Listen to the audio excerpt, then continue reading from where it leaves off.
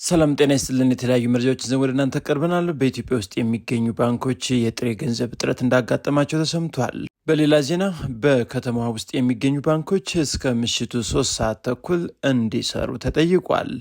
እንዲሁም በኢትዮጵያ ውስጥ ከ4 እጥፍ በላይ የትራንስፖርት አገልግሎት እንደጨመረ ተሰምቷል። ተሰሙታላችሁ።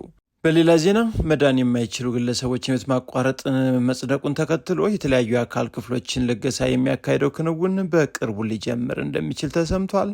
ሁሉንም አጠር አድርገን እንደሚከተለው አዘጋጅተን አቅርበናል። እነዚህን ሌሎች መረጃዎችንም አብራችሁ የተሰማላችሁ። ወደ መረጃው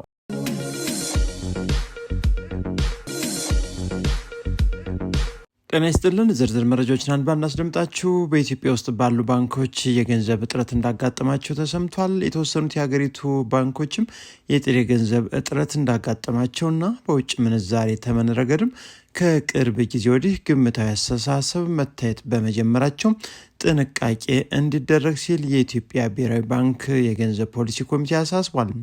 በተሻሻለ የብሔራዊ ባንክ ማቋቋሚያ አዋጅ ቁጥር 1359 ህዝባር 2025 አንቀጽ ቁጥር 23 መሰረት ማዕከላዊ ባንኩን ለማማከር የተቋቋመው የኢትዮጵያ ብሔራዊ ባንክ የገንዘብ ፖሊሲ ኮሚቴ ሁለተኛ ስብሰባውን መጋቢት 16 ቀን 2017 ዓ.ም አካሂዶ የፖሊሲ ምክረ ሀሳቦችን የያዘ መግለጫ ማውጣቱ የማይዘነጋ ነው። በዚህም መሰረት ኮሚቴው አብይት የማክሮ ኢኮኖሚ ጉዳዮችን በዋናነትም የዋጋ ግሽበት፣ የፊስካል ፖሊሲ ትግበራ፣ የውጭ ኢኮኖሚ፣ የገንዘብ አቅርቦትና የፋይናንስ ዘርፍ እንቅስቃሴዎችን እንዲሁም በአገር ውስጥ የማክሮ ኢኮኖሚ ሁኔታዎች ላይ ጉልህ አንድምታ ያላቸው ዓለም አቀፍ ሁኔታዎችንም ገምግሟል። ኮሚቴው ጥንቃቄ ያስፈልጋቸዋል ካላቸው ጉዳዮች መካከል ደግሞ አንደኛው በባንክ ዘርፍ መታየት የጀመረው የጥሬ ገንዘብ እክል እጥረት ነው።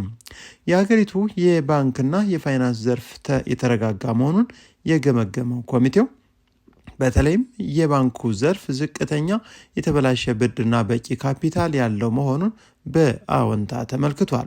ይሁን እንጂ አንዳንድ ባንኮች በተወሰነ መልኩ የጥሬ ገንዘብ እክል እጥረት እንደሚታይባቸውና ይህም የሆነው በተወሰኑት ባንኮች ዘንድ የብድርና የተቀማጭ ሂሳብ ጥምርታ ከፍተኛ በመሆኑ ሳቢያ የተከሰተ መሆኑንም ገምግሟል። ነገር ግን የባንክ ለባንክ የገንዘብ ግብይት እና በብሔራዊ ባንክ በኩል ቋሚ የብድር አገልግሎት መጀመራቸው የአንዳንድ ባንኮች ችግር እየተቀረፈ መሆኑንም በአዎንታ ተመልክቷል።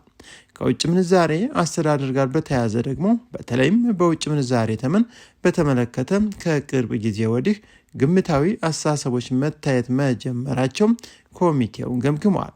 ይህ ሁኔታ በአጠቃላይ ማክሮ ኢኮኖሚው ላይ አሉታዊ አስተዋጽኦ ሊፈጥር ስለሚችል ቁጥጥር ሊደረግበት ይገባልም ተብሏል።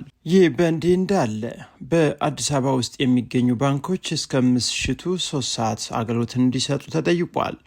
አዲስ አበባ ከተማ አስተዳደር የንግድ ቢሮ ባንኮች እስከ ምሽት 3 ሰዓት ድረስ አገልግሎት እንዲሰጡ ለብሔራዊ ባንክም ጥያቄ ቀርቧል።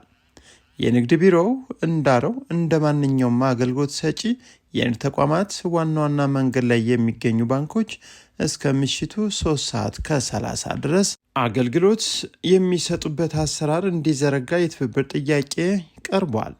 ዋና ዋና መንገድ ላይ የሚገኙ የንግድ ተቋማት እስከ ምሽቱ 3 ሰዓት ከ30 ድረስ እንዲሰሩ ከተወሰነ ብዙ ባንኮችን በዚሁ መስመር ላይ የሚገኙ በመሆኑ የአገልግሎት ሰዓታቸውን ማራዘም ለንግድ እንቅስቃሴው እንዲሳለጥ ያደርጋል መባሉን ያገኘነው መረጃ ያሳያል።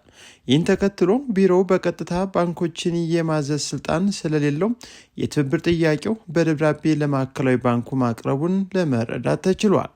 የአዲስ አበባ ከተማ አስተዳደር ንግድ ቢሮ ደንብ 185 ህዝባር 2017 የተሰኘ የትራንስፖርት አገልግሎቱን ምሽት 4 ሰዓት ድረስ በመንገድ ዳር የሚገኙ የንግድ ተቋማት ደግሞ ምሽት 3 ሰዓት ከ30 ድረስ እንዲቆዩ የሚያስገድድ ደንብ ከመጋቢት 10 ጀምሮ ተግባራዊ ማድረጉ የሚታወቅ ነው።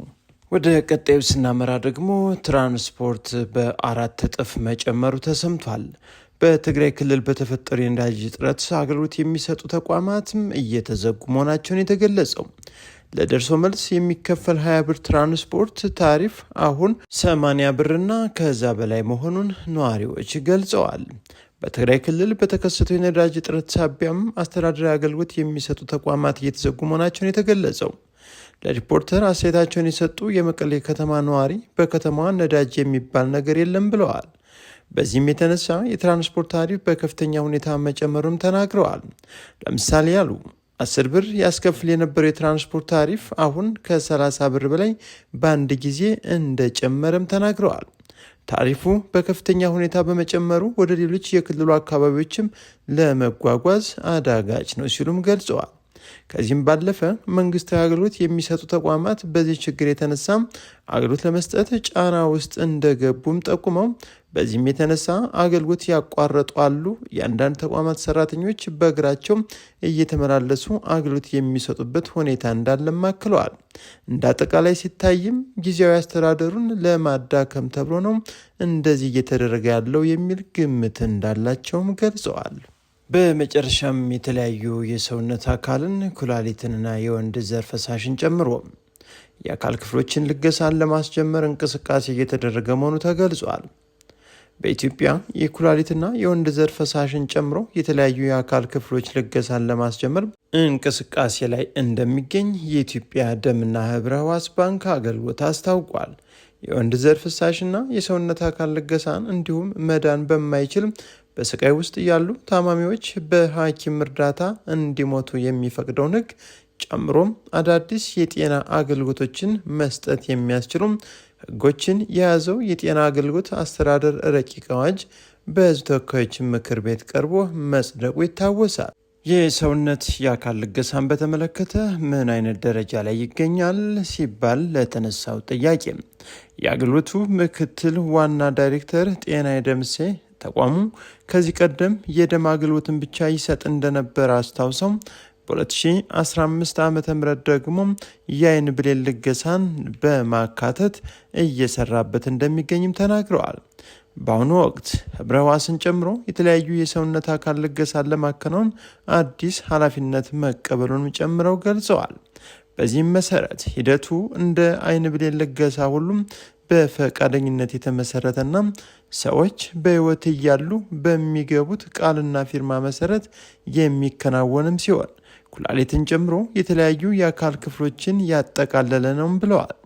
በመሆኑ አሁን ላይ ተቋሙ የደምና የአይን ብሌን ልገሳ ላይ በደንብ እየሰራበት እንደሚገኝ በማንሳት የሰውነት አካል ልገሳን ለማስጀመር እንቅስቃሴ ላይ እንደሚገኝና በቀጣይም በደንብ በተጠናከረ መንገድ እንደሚሰራበትም ገልጸዋል። አክለውም ይህን የሰውነት አካል ልገሳን የሚፈቅደው ሕግ እንደ ተቋም ሆነ እንደ ሀገር አዲስ በመሆኑ ህብረተሰቡ ሰፊ ግንዛቤ ተፈጥሮለት ሙሉ ለሙሉ ወደ ስራ ለማስገባት ምናልባትም ከ2 እስከ 3 ዓመት ድረስ ሊወስድ እንደሚችል ምክትል ዳይሬክተሯ ተናግረዋል።